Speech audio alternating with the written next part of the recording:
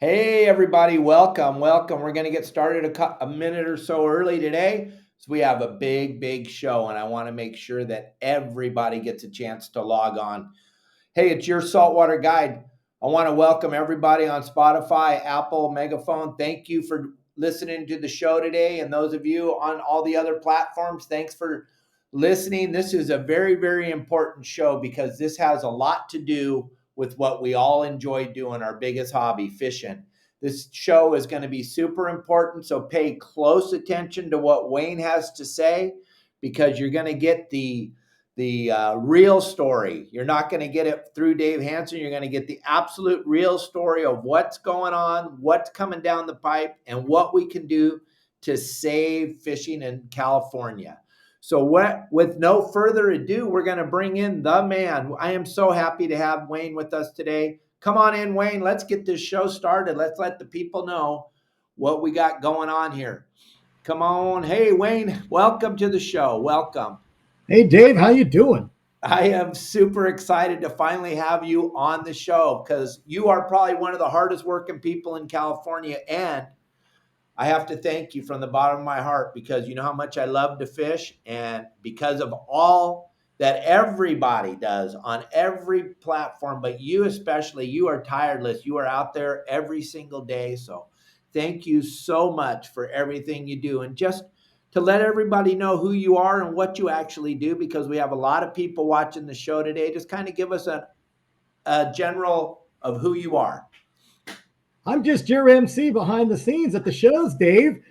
Right? I'm the guy on the voice and the mic that says, live, it's your saltwaterguide.com coming up next. Put on your hard cats, fasten your seatbelt. It's Dave Hansen. Yeah, and here we go. That's how we announce it. Absolutely. And it's good. It goes good. And because of that, thank you again for that. Thanks for introducing me the way I should be introduced, right? All the time, Dave. All the time. So you want to know who I am? I'm Wayne Kotow, and I'm the executive director for Coastal Conservation Association of California. And what we do at CCA Cal is we represent the saltwater angler in California. Absolutely. And the whole movement is we're up against the so much against us as far as fishing, and because of all the efforts of all the different groups, and maybe just explain to everybody that's listening all the different groups that are involved, because we know CCA, I talk about it on my show every single day, but there's other groups that are actually helping CCA and helping us to keep this fishing open, right? Yeah, we work with a coalition or a network of partners, and it's from every facet that we can get behind our organization, right? So on the fishing front, right off the bat, we work with the Sport Fishing Association of California, SAC. It's the sport fishing fleet. We work with the Golden Gate Association, right? The fishing group up in Northern Cal. We work with the spear fishermen, the dive, the uh, fly fishing. You name it, surf fishing. We try to pull all the groups together, whether it's private boat, public boat, six pack. It doesn't matter because we all have to be on the same side of this fight. On top of that, we built coalitions with outdoor recreation because hunting and other outdoor recreationists are fishermen too, and they're anglers, and they want to participate and help because we all have to fight for our access to our resources, and that's what's going on right now. It is all about that.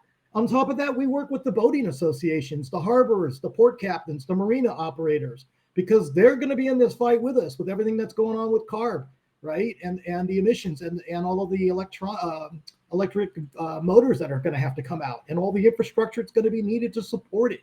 So it is a very broad based network of people and groups working together to conserve our resources and our access to them. And at the end of the day, it's all about all of us being involved, correct? And Correct.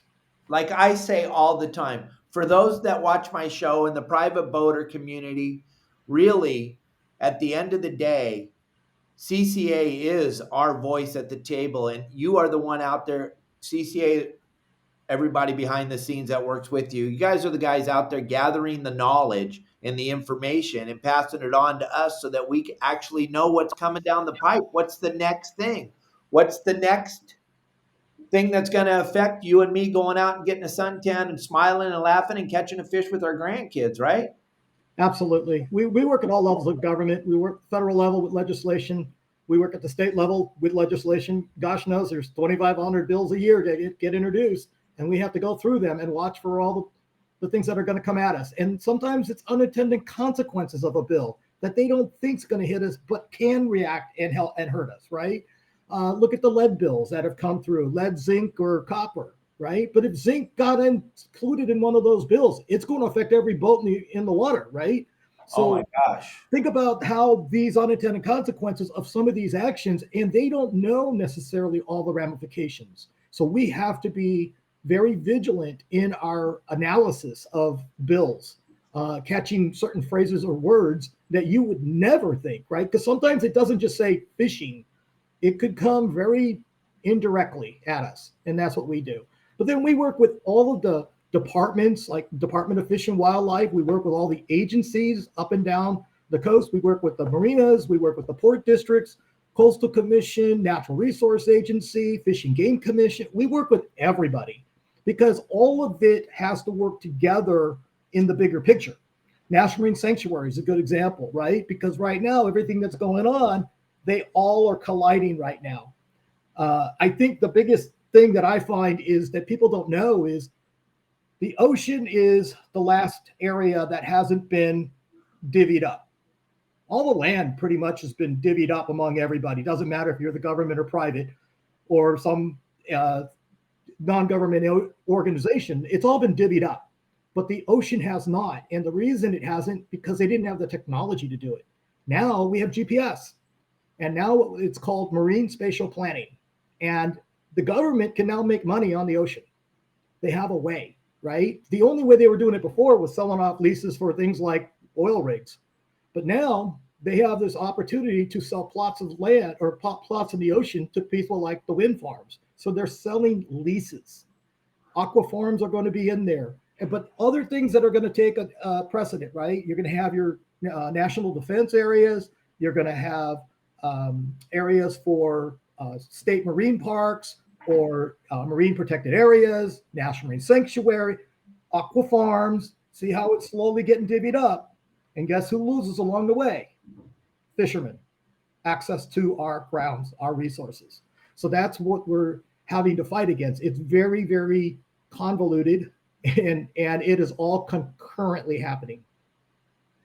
Okay. And something that you posted yesterday that I was very excited about was the little, I would call it maybe a pause in the 30 by 30. Maybe you can explain that a little bit more, because I did share it across my social media yesterday. So maybe you can help us all to understand that a little bit better, because I've been talking about this 30 by 30 for 2 years at least, right? We've been talking about, they've been trying to shovel this down our throats here. So can you talk to everybody about this a little bit and give us some insight? So here's what's happened, right? We had legislation that AB 3030 that everybody came out and helped us fight. We beat the bill. Governor comes back 6 weeks later and signs an executive order. The executive order isn't a law, it's a guideline. It's a guideline to his department and agencies to implement the 30 by 30 process. The problem is, if you want to define this whole thing on the international level, it started, and then we have the America the Beautiful Act at the federal level, and at the state level, we have our 30 by 30 effort. All three of these levels of effort have different definitions and qualifications. And guess who's the most strict? California. So we're trying to figure out why the rules and the guidelines and the requirements can't be the same throughout this process if the whole program emphasis is saving certain things. Now, here's where we're at. We're not against pollution. We want clean water. We want good habitat, biomass, biodiversity. We want to make sure the plastics aren't out there. We're against raw sewage releases, pollution in our sewer runoffs.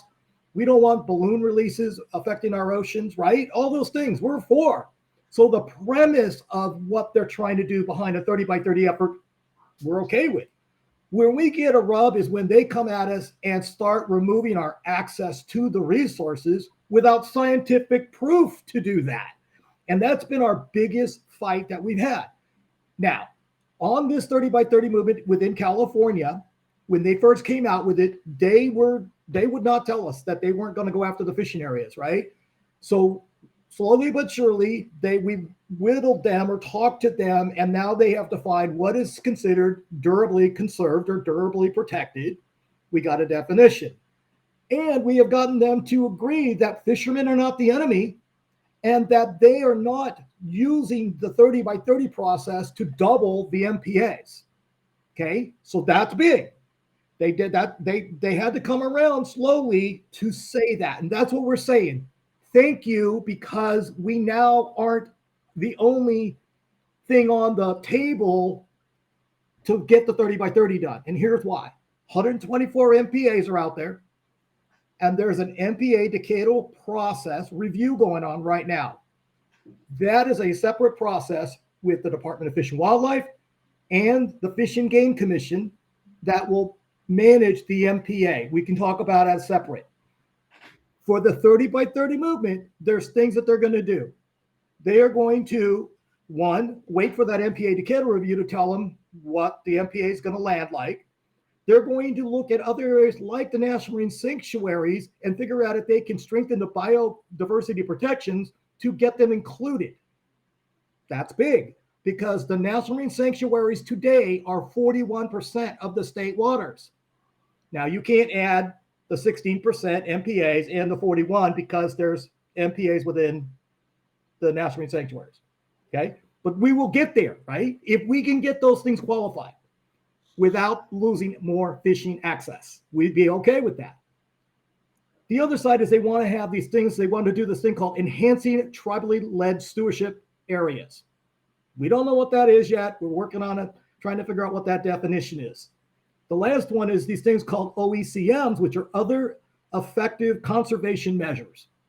Because we've been telling them all along that we do a lot of protections in our waters. You can't do anything in the state or federal waters without going through an agency, a council, a commission, a department. So they are 100% protected. The question is, will they qualify those efforts towards the 30%? So you hear what I'm saying? We've taken the focus off the fishing and moved it to the other things. Why? Because let's clean up the water, let's clean up the pollution, let's clean up the sewer, let's clean up the plastics. All of those other things, if we get them fixed, fix all of the California waters. We won't need all those MPAs and all that because we're cleaning up the problem. It's not, and none of that has to do with fishing. None of it. So that's why we're doing it. So if you look at it, what we're saying is we're not against the 30 by 30 movement in general for the premise of it. We're not against, we're thanking the councils, the OPC, Ocean Protection Council, the department, and those guys who have recognized our efforts that fishermen are not the enemy, but we are still going to have to fight because the special interests out there are still pushing for not only not fishing in those 124 MPAs, they want to double the MPAs. They're still pushing that problem. So we still have to put up a fight. Okay. Good news is our Fish and Game Commissioners, Department of Fish and Wildlife, and the Ocean Protection Council have all come out and said they do not have an appetite or willingness to go into that fight. That's good. So what we're going to talk about now is the MPA decadal review, because that's where the fight has shifted to. So what we've got is that MPA decadal review is on right now, and there's four major parts to it. There's research and monitoring, there's outreach and education, policy and permitting, and enforcement and compliance. What we're doing is we're taking those four pillars and we're breaking down all of the input, or the department is breaking down all the input, and they're putting them into buckets, and they're going to have to come up with this priority list of what they think they can handle. Because remember, department and the commission only have limited staff. They're going through what they call the adaptive management process to what they think they can handle and implement on this next cycle. They will not be able to implement doubling the MPAs. They know that. So this is why we have to focus on the very certain areas. We need everybody's help out there, because as we go through these meetings or going into the meetings, because the first meeting will be at the Marine Resource Committee, what we call the MRC, which is a subcommittee of the Fish and Game Commission. It will be on July 20th up in Sonoma. That'll be the first time we all get in a room and start really hashing out details of the suggestions that have been submitted. Okay. We need people to give us what they're seeing in their local area or some of the ideas, because we can't cover 1,200 miles of California coastline. There's area specific things that are going to happen, whether like Dave and your sister would know about what's going on in Laguna, right? And the idea that they want to expand the Laguna MPA and keep it no fishing. We know down in La Jolla, they're talking about maybe moving a border down there and including Boomer's Cove. Don't want it to do it, but they're going to try because of what's happening with the sea lions and the pupping. But we know those couple of things. But we've also gone on the offense and said, hey, why don't you guys really use your science? If you are truly scientists and lawyers, let's prove your argument. You've now done 10 years of study, and in the central and northern coast, there's MPAs that we've done studies on that do not show that there is a big difference between inside and outside results. So if you really want to prove why you have no fishing, no take areas in those areas, open it back up and then redo the study and prove why you need to have the no take. And that's something that we're going to push on. Because yes, I agree there's certain areas because of density of fishermen, right? We just have density. And there is a big difference between inside and outside. Never going to get those open back up at this point. Because why? We've all been constricted into too small of an area. That's what's happened, right? We've had rockfish conservation areas, cowcod conservation areas. We've had time-based closures, bag limits, right? And all of that pushed us, between that and closure of MPAs, pushed us into really small areas and made us fish and pick out those same stones over and over. But if we didn't have that, if we could spread the resources out or change the lines, deep waters 5 years, shallow waters 5 years, you know what I'm saying? Things that are creative, oh, yeah. You would have a rebuilding effort. The same principle of your MPA concept. It's an idea. It's been shot down, but it might get back on the table at some point, because the MPAs kind of can prove our theory out for us that if you do have closures, it can rebuild, right? These are management efforts that we need to work with our Department of Fish and Wildlife and those Fish and Game Commissioners to see if we can get them to bend. Now, good news is for our anglers, we've been doing a lot. We've been getting rewarded. People may not know, but Cowcod Conservation Area, 5,000 square miles out there, was shut down for 20 years. Cowcod got deemed rebuilt 70 years ahead of schedule. We have been working behind the scenes at the Pacific Fisheries Management Council, and they have now voted to open up that Cowcod Conservation Area after 20 years. And what we've said was we've agreed that there's 8 pinnacles out there that will have no bottom contact. In other words, like I guess the 43 is a good example. Right. We don't care if we fish over on the bottom contact of the 43, but we want to be able to fish pelagics through there. So as long as you don't drop a hook and you don't go ground fishing in there and have ground fish on your boat, you can fish over the top and go get pelagics on it, let's say, when we open it back up. It's at the approval process at NOAA in Washington, D.C. right now. But these are things that we've been doing behind the scenes efforts to help open things up. We're working on things like the groundfish for an in-season adjustment, working with all of the teams to get that opened up. These are things that we have to do behind the scenes, right? Working with our partners like SAC, with National Marine Fisheries Service, all the partners working together to get things done. That's how we succeed. One second. Gang, make sure you hit that QR code and get involved with CCA, because like I say every day on the show, Wayne and everybody at CCA, for the private boater community, Wayne and his staff are the only people that are getting the knowledge that we need the knowledge, so we know what we're doing right and what we're doing wrong. And you know what it takes? And I'm sorry, but let's be honest. The special interest has way more funds than we ever will. It takes us all to donate.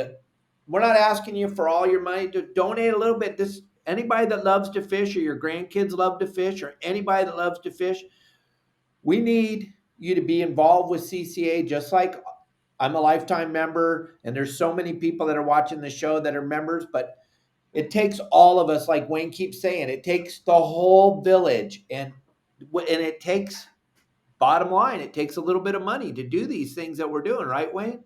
Absolutely. And Yeah, now if we're you not. hit that QR code, it'll take you to our website. We do have this thing called Contribute to Conservation, which is for as little as $10 a month. It gets charged to your credit card, and it's a way to help contribute to our funding. It takes a lot. We have a full-time lobbyist in Sacramento. CCA has a full-time lobbyist in Washington, D.C. We have lobbying efforts going on all the time, everywhere. And you guys here, we pound the pavement up and down this coastline, and it is a big state.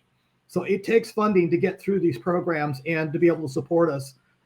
Guys, we have 2.1 million anglers in California, and we haven't even scratched that level as memberships. And I do not know why. The angling community puts $3.4 billion.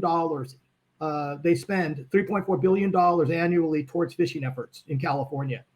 We have horsepower. We got to get the memberships up so that we have the support, because numbers matter when you start talking to legislators, because numbers are your voters, right? And we're going to have to keep expanding up the coastline, right? We're from Santa Barbara South, we're from Bakersfield South, but we need to get into the Central and Northern California with chapters, and we're working on that every day. But we have to have help. We can't do it alone. Absolutely. And that's what we've been trying, the message we've been trying to send to all of the people that watch us on our daily show is, you cannot, and like you and I talked about last night, the time to sit on the sidelines and suck your thumb and wait for Wayne to fix this all for you, it's not going to happen that way, gang. We all have to be involved. We got to be involved in a positive way. You can't just jump on there and spread a bunch of negative and then jump back out and go, well, I did my part. The negative's not going to do it, right? Yeah. I mean, it's so bad that we have the keyboard jockeys, but you know what? We don't do it for them. We do it for the right reason. We're driven to succeed. We're going to do it, right? What are we worried about? We're worried about access to our fishing. We're making sure that we have fish to fish for. We're working on our hatchery program. We continue to work on that hatchery program hard, right? We've sent legislation through, got a bill passed to update it. I'm a vice chair on the White Sea Bass Advisory Panel. We're working with the Science Advisory Committee. We're working on getting them their funding. We're working on a report card. We're getting more broodstock into the hatchery program. We're working on head collection. You see that sticker sitting up there? We need your help. If you go catch white sea bass, or you see somebody catch a white sea bass, please, please, please ask them to donate that head at the landing and put it in the freezer. If you want the otoliths, you can put it on the bag with your contact info, and they will return them to you over time. But we need your help, because this program is being reevaluated as we speak. So that's going on. But real quick, explain why the head's so important. You know, and I know, but most people don't understand what this head represents. It's not about how many white sea bass you caught. There's a special thing inside this animal's head. If it came from our hatchery program, there is a wire-coded tag right in the nose of the fish. But even if it doesn't, we need to have the fish, because we're taking genetic study information from it. We're using the otoliths to get age data. And then if the wire-coded tag is there, then we will know if it was one of our hatchery fish. But we need that data. And we're doing a really big study on genetics right now with South Carolina. And it is proven that our return of our white sea bass contribution to the stock is much greater than the last study showed, because the genetic study. See his question there real quick? This is a kind of an important question. Can you fish over the 43 for bluefin, kelp patty, yellowtail, or is there a restriction? Pelagic fish are allowed, no bottom contact, but you got to wait for NOAA to approve what we got going. We're at the final stage of that. So they will return the otoliths, the stones. if you mark your bag with your contact information saying you want them returned, yes, they will do that. And hey, let them take them out. It's a lot easier Yeah. than you. Trust me, I've tried digging those things up. That's no fun. But what else That are we working on, guys? We're working on hatchery program. We're always trying to work on habitat. You know that they've got the oil rigs that they're trying to take out. The extreme environmentalists want to pull out those rigs completely out of the water, which will decimate that habitat that's been built for so many years out there. It doesn't even make sense. So that's why the rigs to reefs concept is so important, and we got to fight for that. We're fighting off these wind farms. They're talking about putting thousands upon thousands of these things off the coastline. It's going to affect our fishing. It's going to affect the migratory practices. It's going to kill birds. It's going to mess up mammals. There's a whole lot of problems with these things right now, and it's going to hurt our resources. It may be 20 miles offshore and you may not see it, but it's going to hurt. Well, the amount of fossil fuel it's going to take to get those out there. They're not going to magically build them in Long Beach and then set them out there. Well, there's a whole lot of things. They don't have enough infrastructure space to do it. And so what is that going to do? Your harbors and marinas that you are launching out of and trying to do stuff out of, or the commercial fleet's trying to work out of. There is not enough space anywhere. And that's one of the issues they're talking about right now. What else? We're working on a National Marine Sanctuary proposal, the Chumash one, between the bottom of Monterey all the way down to Santa Barbara. That proposal's on the table, but we don't want that to happen unless we can get the National Marine Sanctuaries included in the 30 by 30 number. And if they happen to get them qualified and we get the Chumash one in, guess what? Their next phase of 50 by 50 is done because they will have more than 50% of the state covered, but with those National Marine Sanctuaries. So we got that going on. We got aquaculture projects up and down the coast going on, federal and state waters. Like I said, we got a crap load of bills going on. Guys, there's these processes of scientific studies, fish studies, that there's a program called CCFRP, the California Collaborative Fishing Research Project. And what they do is each of the geographic areas down the coastline uses one of the universities to go out and fish inside and outside the MPAs. And that's the studies that were used to evaluate what was going on right there. That was the studies that were used to go inside and outside the MPAs to see what was going on. They need fishermen on those boats. Why? Because it affects what they're finding and what they're saying. We need to be part of those efforts, and you can get signed up as a volunteer. Now, how's this one? And I've said this from the beginning. You know, remember when they shut down our MPAs and like the ones in Channel Islands is a good example, right? How long they've been closed. We kept saying, I want to fish inside that. Well, guess what?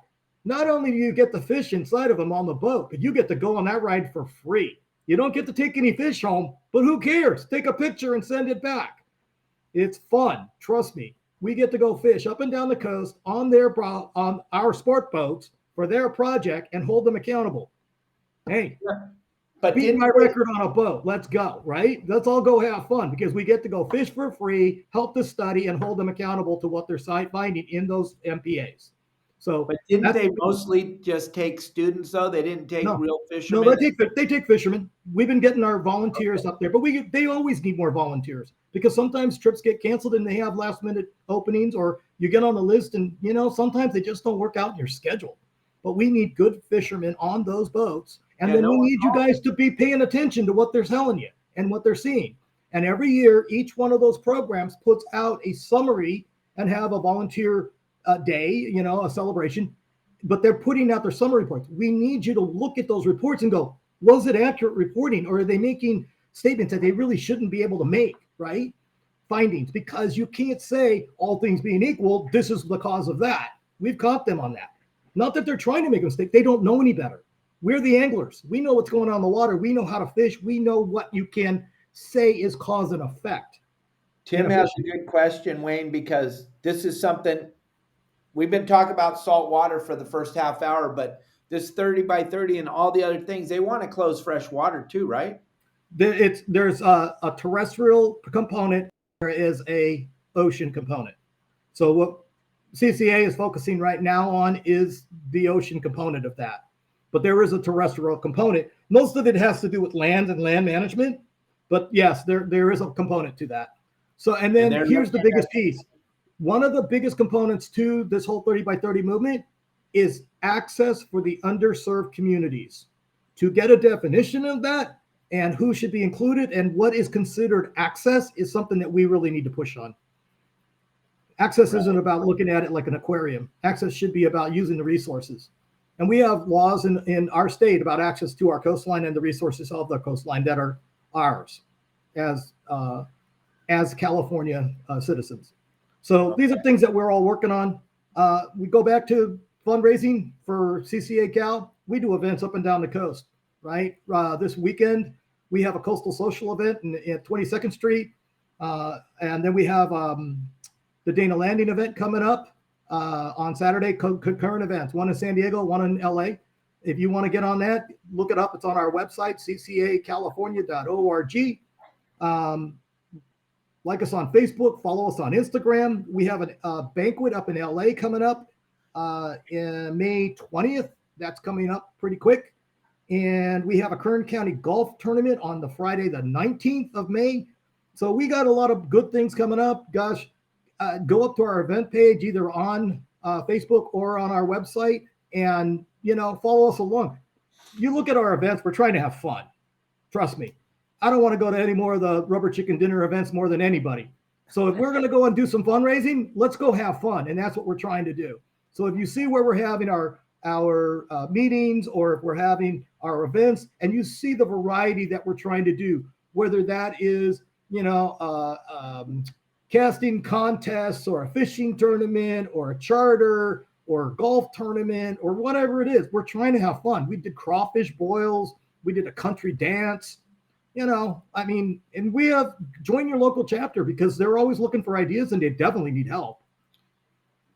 Right. Now, one thing a lot of us don't understand, and I really am not, these special interest groups that you talk about all the time. What are the, thanks, Jim. What are these special interest groups? What are they representing? What do they want to do actually? What do you think the bottom line is that they want to accomplish?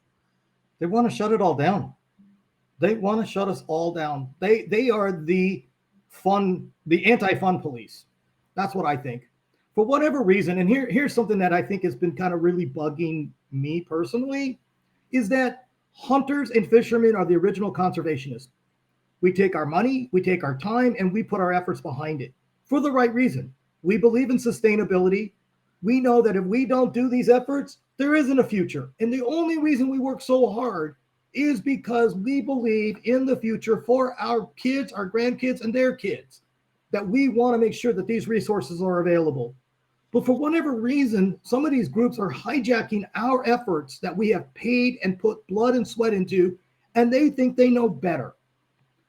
They think that they have to take everything to an extreme, and we don't understand why, right? You tell me what crisis is going on in California that we don't already cover all of these 30 by 30 type concepts.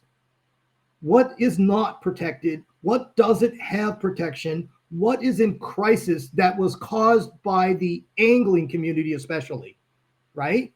Right. What part of fishing was so detrimental to the ecosystem or habitat that we are being discriminated on our access? That's been a big question that nobody can answer. If you want to talk about biomass issues, that's fine. But we talk about those in our fisheries management process. That's why we do that. We talk about science. We talk about our models and our take and our assessments and all those things, right? Yeah. We want the future, and we take the hit when we have to. Whether or not we agree with it or not, we've shut down ourselves. Abalone, Picacho, cowcod, you name it. We take up and down our bag limit. Sheephead, lingcod, all the time. We do these things for the right reason, with science-based approach to it.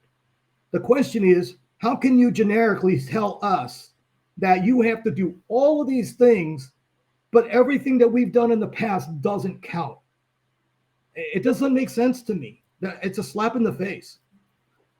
Well, something that my father used to talk about all the time was the commercial fishermen also.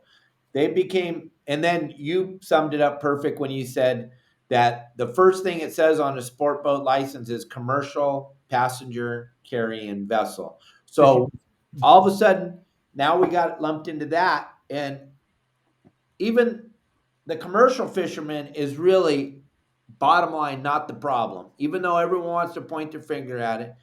Because at the end of the day, and like we had Tommy Gomes on here a month or so ago, the consumption of seafood in California is not going down, it's going up.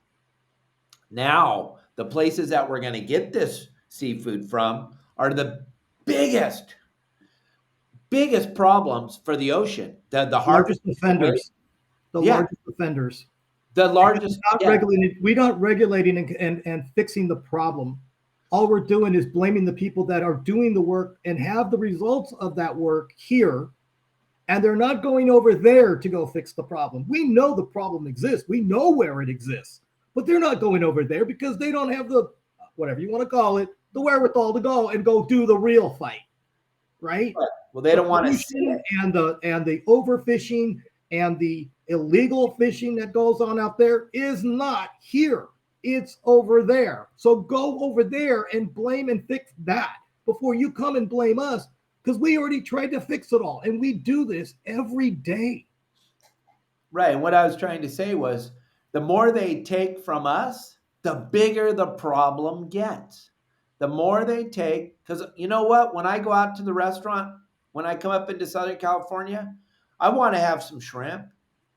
I want to have some sea bass. I want to have whatever kind of seafood I like. I love scallops. I love all that stuff. But we've made it almost impossible for anybody in the state of California to actually be able to harvest these animals for us to eat. So we get them flown in from country, or what Tommy says, the origin of the seafood we're eating. It's scary when they think about it. And they're making, like you said, they're making it worse every single day. That's another reason why it's super important to be educated and connected with CCA and all the other SAC, Sport Fishing Association of California. Something we didn't talk about, but we need to talk about is because there's a lot of people on here that are watching the show that actually buy a ticket and go fishing on the sport boat, and they don't understand that they're part of that ticket goes to the Sport Fishing Association of California to help Wayne and help CCA and help Jim and help Dave and help Donna and help all of us to be involved in this, to keep the fishing open, correct? Not only that, Dave, we talked about the underserved communities. Where do you think that access point really is? The sport fishing fleet that we have is really their access to the ocean and the resources. So if they keep getting regulated out, where are you going to have your access and how are you going to get it? Because the underserved community is not going to buy a shiny boat. They can't afford to go rent a boat. They won't know how to go out there and fish unless they listen to yoursaltwaterguide.com and get educated. Right. You know what I'm saying? So, but how do we get there? And that's exactly what we need to be working on, right? Correct. Our job is education, outreach. We do the work up in Sacramento. We do the work with the agencies and the council, the commission. Everybody out there that's listening to this, you're our eyes and ears. You guys are out there. If you hear or see something that's going on, give us the ring. Call me, email me, message me on Facebook. Trust me, we watch all of it, and we need your help because we cannot be everywhere. Now, certain things. Let's go back to this MPA decadal review issue. When you listen to them talk, make sure you listen for the details because they're so important. They kept talking about, oh, we have all of this biodiversity increase. That's not true. What their claim was actually biomass increase. Biodiversity has to do with variety. What they claimed was increase in biomass, which is the number of that species in the water. And nobody's going to argue that if you close an area down, you're going to have biomass increases, but they have no claim to biodiversity increases. The piece of spillover effect, the only piece that they got was spiny lobster in La Jolla. Guess what? If you close the area to consumptive efforts, nobody's going to argue that they're going to go spill over. You know why? Because they're probably overpopulated now. And they're going to have to leave that little area to go find food and eat. Face it, Lobster is the cockroach of the ocean. They're going to go eat and they're going to survive. No problem. Here's the rub. None of those species they are claiming success on biomass and spillover are species of concern because we do fisheries management. Our regulations and our bag limits and everything have not are showing their effectiveness. So we have to be very careful on how we talk about this and how we watch it and manage it, right? Hold them accountable to what they're saying and what they're claiming. That's what we do. Right. And gang, if you haven't seen me before, if you haven't watched this show before, because I know we have a big new audience because Wayne's here, we do this show Monday through Friday at 12 o'clock Pacific Standard Time. We're approaching our 1200th episode. I do this every single day, Monday through Friday. I don't work on the weekends. I try to spend them with my beautiful wife, but I just want you to see what we're talking about right now is points that we talk about constantly on this podcast, and we do it Monday through Friday, and we absolutely do it live. And I call Wayne, or when I say the wrong thing, Wayne calls me. But we are trying to make sure that we keep everybody educated, and it's super important. And a thing that I learned from you that I wasn't really focused on when we were talking at the Pacific Coast Sport Fishing Show was these MPAs went into effect, and they went into effect and they took giant pieces of our, for lack of a better word, our favorite hobby areas, and they took them away from us, and then they didn't do anything to them. They didn't plant kelp. They didn't do anything. They didn't. They can't. Some of them are right in the middle of the sewer treatment plants. The sewage dumps right out in these MPAs. Oh my God, I could go, but you summed it up perfect for me. You were like, Dave, what no one's talking about. They closed them, but then they didn't do anything. They just went. The 124 MPAs equal 50% of our good fishable waters along our state coastline. 50%. They only took the best areas, other than a couple that we know about that are more sandy bottom. Why? They wanted the habitat. So if they really, and this is why we got scared on this 30 by 30 effort, because if they double the MPAs, they're going to take the other 50%. Get it? That's 100% of the good inshore fishable waters, which will kill our sport fishing fleet, will kill our access, right? Your kayak anglers, your shore fishermen, your sport boats, your half deck, nobody will have access if they get that. And that's why we have to fight.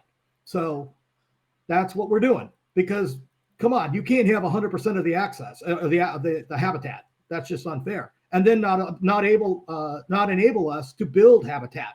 If you want more habitat, let's do more habitat. Let's build artificial reefs. But from the beginning, 8 years ago, CCA tried to build artificial reefs because CCA nationally, we're one of the largest groups building reefs across the country. And California shut us down, and we have not been able to build a reef since. The only reef that's been able to be authorized are mitigation reefs, like what happened to Palos Verdes because of the DDT mitigation money. So we're working on it. We're still trying. But, well, yeah, if you think about it, like I'm thinking right now, if these special interest groups, if they really, really, really were so concerned about the ocean, then they would stop the consumption of seafood in California. Because we're bringing in seafood from countries that are devastating the ocean. And if you wanted to do it, only fish caught in California, lobsters, scallops, only fish caught and are landed in California should be sold in California if you cared, right? I don't know if I can go there, but and you know what? You got to be able to look at supply and demand. No matter how you look at this, you got to look at supply and demand. And in our state is so densely populated. There's no way to have that sustainability. That's why you got to look at some of these aquaculture projects. That's how you get there. But they're even closing. They don't want those to happen, right? They don't want us to build habitat, which will increase biodiversity and biomass. They don't want us to do aquaculture. They're forcing our hands to go outside. And that's what Tommy's big deal is, right? That's why he's so passionate about what he does on his side of it. And he's right. I mean, the regulations outside of our borders are not as strict as ours, right? At The all. quality coming in is subpar in some cases. The origin of the fish is important because not every country is as has the same regulations as ours do. So that's what we're trying to do. We need your help. We need you to fight. We need programs like this where Dave gets the message out to so many people of what we're trying to do. CCA California is here to fight. We're here to support your access. We're here to help sustainability of our sport. We're trying to do what is right for California, for the future, for all of us. And then if you're not in the state, if you happen to be one of those people that are watching across the country, all of the CCA chapters. We have 19 states with chapters. We have one up there in Nashville, Tennessee, an inland chapter. All supports our efforts across the country. So support a CCA chapter somewhere. And like I talk about all the time, Wayne, what happens in California usually starts to spread out across the United States and ends up in the East Coast also. So if you guys sitting on the East Coast are going, well, boy, California looks like a mess, listening to what's going on, hey, they're coming for you guys too. Everybody has their own set of issues. Trust me. I mean, you go down the Gulf, they have the snapper issue. You got Menhaden going up the coast. You got up north, we got halibut issues, salmon issues. You can keep going. Every area has their share of these issues going on. Hey, let's go back to one other item. Yeah. We need your guys' help on using descending devices. There was a question out there at one point that descending devices are they regulated here in California? As of right now, they are not regulated to be on your boat, but we need you to use them. We have gotten favorable numbers at the Pacific Fisheries. What's Donna talking about right there? Joining CCA. The MLP decal review? Yeah, she's talking about. She put a link into the MPA decadal review. Oh, okay, cool. It's up on the website. All right, go ahead. So descending devices, we need you guys to use them, especially because of what we're doing with this all depth restrictions or opening, and it helps the resources. It's proven science that if you can release them at the depth, they will recover. They do not die, and we need you guys to show and tell people that you're using them. If you're on a boat, have them use it. If you don't have one, get one. They're not that expensive. Have a dedicated rod. Make sure you have enough weight. Dave will tell you this. As we get these bigger fish, ground fish coming up over the rail, it takes a lot of weight to put them back down. So, but we need you guys to use them. Make sure that when you go to the ramp or on a boat and you have one of their surf samplers from the Department of Fish and Wildlife, the little person with the clipboard and the little measuring board, please submit and help us, because that data is what is used to help us at the council to say what the recreational take is. The more people, the more accurate. I was against it originally because I thought that data was used against us. I was wrong. What happens is if we do not have good sampling, then they have to take what they have and assume a number to make it to the whole. Is it accurate? I don't know. Probably not. How accurate can it be if not that many people are turning in their samples? Here's another one. Your report cards, like a lobster report card in Southern California, please turn them in. What we're finding is we get like 50% return. Okay, if that other 50% wasn't returned because they didn't do anything or didn't catch any, what are they doing? They're taking the 50% and assuming that is the average for the 100%, and they're overestimating our take. So you're hurting us by not turning in a zero. So if you do well or don't do well, I don't care, but turn in your report cards every year so we get a better number, an accurate number, so we know what's going on out there. Please. That's a good point, because I would say 9 out of 10 of the guys that are good fishermen that catch a lot of fish, when those clipboard people come, they don't want to be involved. So that is a good point to bring up, and we all need to be proactive on that. Wayne summed it up perfectly, but I'll tell you what, 90% of the guys that know what they're doing and actually catch fish every time, when that person walks up, they're like, nope, you can't check it. We don't want to. They're not there to hurt you. That's a If big. you're staying within regulations, it's within your right. You can't take more than you can, right? I mean, that's why we have bag limits. So, and you're not going to get caught every time you're at the ramp. Trust me. They just don't have enough samplers out there or on the boats. So your idea of, oh, I'm not going to do it because I'm a really good fisherman and I take so many fish. No, the odds of you getting sampled that many times aren't that high. But we do need you to participate. Well, and it's probably also a good thing to let them know that we actually do catch fish when we go fishing, because that's a plus too. It's not Yeah, a negative. yeah. People don't understand this. If you catch a lot of fish, then we get blamed for overfishing. If we don't catch any fish, then they think the stock is crashing. We can't There's win no, either way sometimes on these analyses. Just understand that. We need you guys to be accurate on what we're really doing out there. That's all. It helps us all to understand so that when we go into the meetings, whether it's me or Merritt or Donna or Jamie or whoever else, Louie, whoever's going in that meeting representing the rec rail side, that we can get behind the number and say, yeah, we have a good feeling because that's what our guys are telling us. And it's accurately showing that in the model. so Wayne, do you have any descending device that you would recommend? I don't. I don't. But Yeah, this is what so they're far asking. the sequelizer is one of the better ones because it releases at certain depths. Okay. It's Great. probably one of the more expensive ones too, but it's the right one, right? There's other ways you can do it. Guys have been using upside down hooks, crimping a barb and this and that, but they're not. It's hard to get them down because they fall off on the way down, Right. right? So the sequelizer actually pinches and then it opens up right at depth, and that's probably the best. There's a one that goes to 150 feet, and there's another one that goes 100 to 300 feet. So And make with sure you what get one. all the efforts that we're doing to keep this fishery open, the worst look we could possibly have when someone comes sailing by on their boat or somebody comes by on their pleasure boat is seeing a bunch of rockfish floating around your boat. That is the worst look you could possibly be presenting. So, absolutely, no, it's not required by law to have this, but if you're going to fish for rockfish, you better have one on your boat, Waste of resources. Don't right? waste resources. That's the worst thing that ever could happen to any of us. So a couple other things that are going on, guys. If you see somebody doing something stupid out there, you know that we have this thing called cow tip on the water. Do not approach people and yell at them. That's the dumbest thing you can do because you don't know who's on that boat anymore, and it's not worth it. There's a couple of things. One, there's an 800 number that you can call. There's tip 411 that you can text. But people don't know, but there's an app for your phone. You can just download it off the Play Store for CalTip.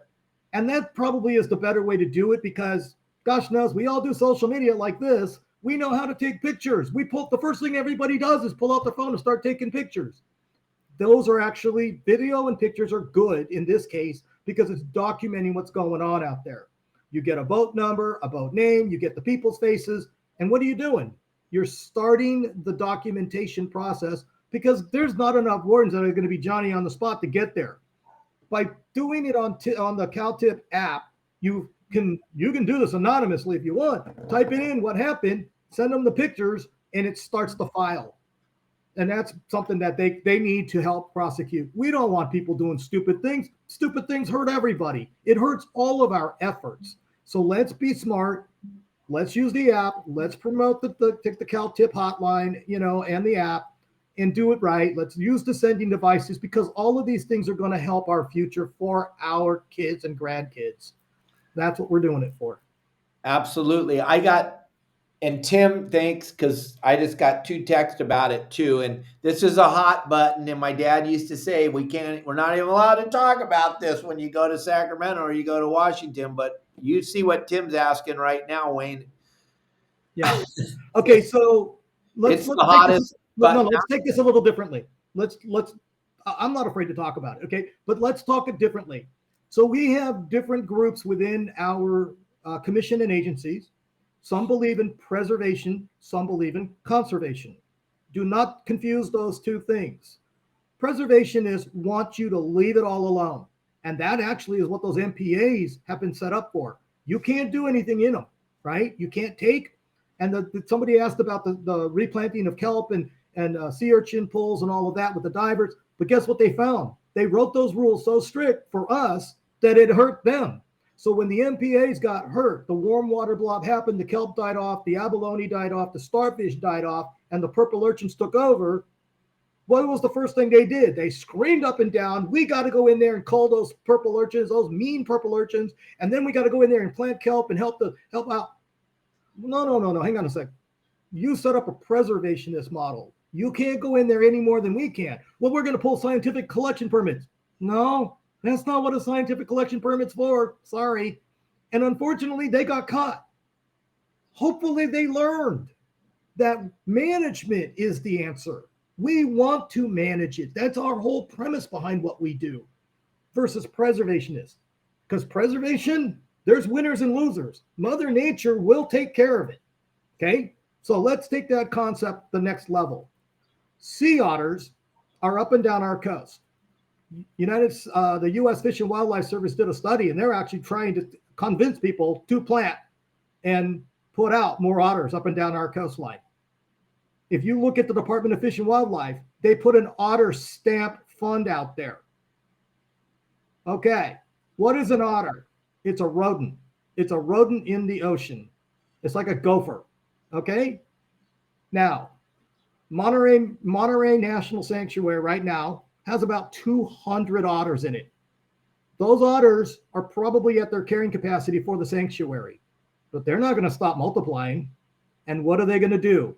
They're going to decimate the invertebrates and the crustaceans. And they're not going to do anything about it. So what are they doing about biodiversity now? Winners and losers, remember that. So, but they won't let us go in there because they're pretty, they're cute, right? Same thing with the sea lions. This is where we're at. We can't touch them because of Mammal Protection Act and endangered species and all these other protections they put in place, but we have yet to be able to get them off of those lists and go back to management. So what's going to happen? The preservationist concept is going to go overboard, and there's nothing we can do until it's too late. I'm not wrong on this one, but what do we do? How do you fight it? Because, and here's my thing, okay? And I'll go back to something I said. This is personal. We love our cats and dogs. We do.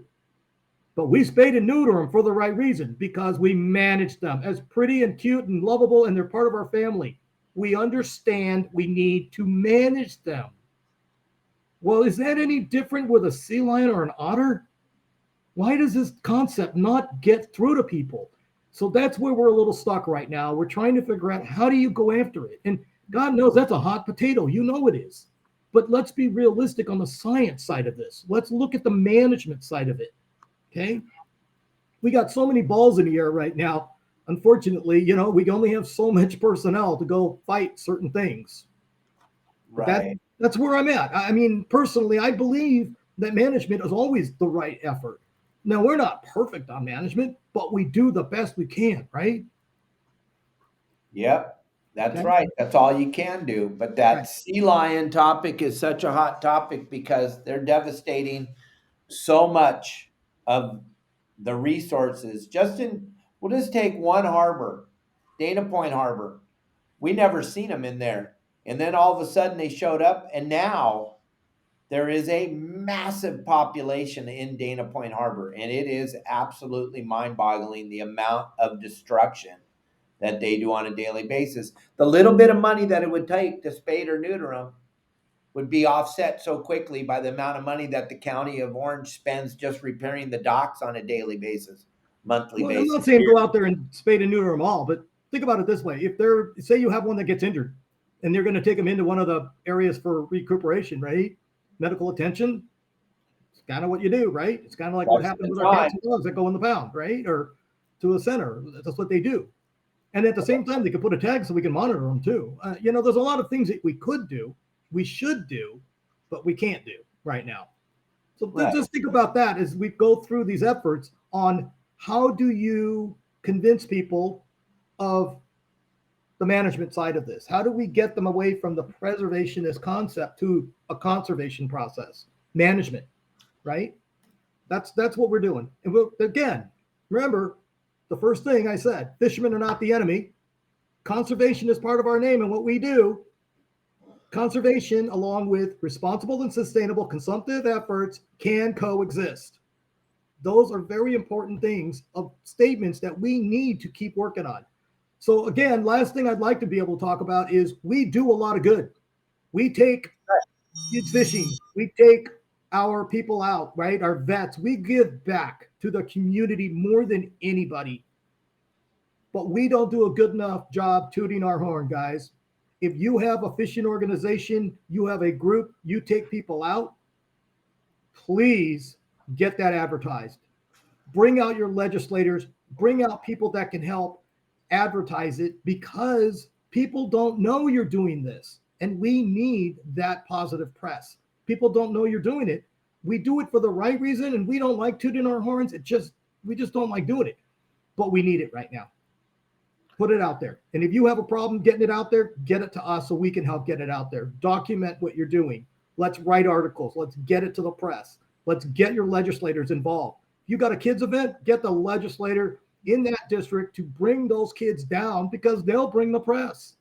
You got a vet thing coming up, get the legislator to come down. They will participate. They want to do that. And that's important. Absolutely. And Jim, perfect. Thank you. Like Jim's saying, and we need to wrap this up because I know you're busier than heck. And I told you an hour. We went over a little bit of an hour.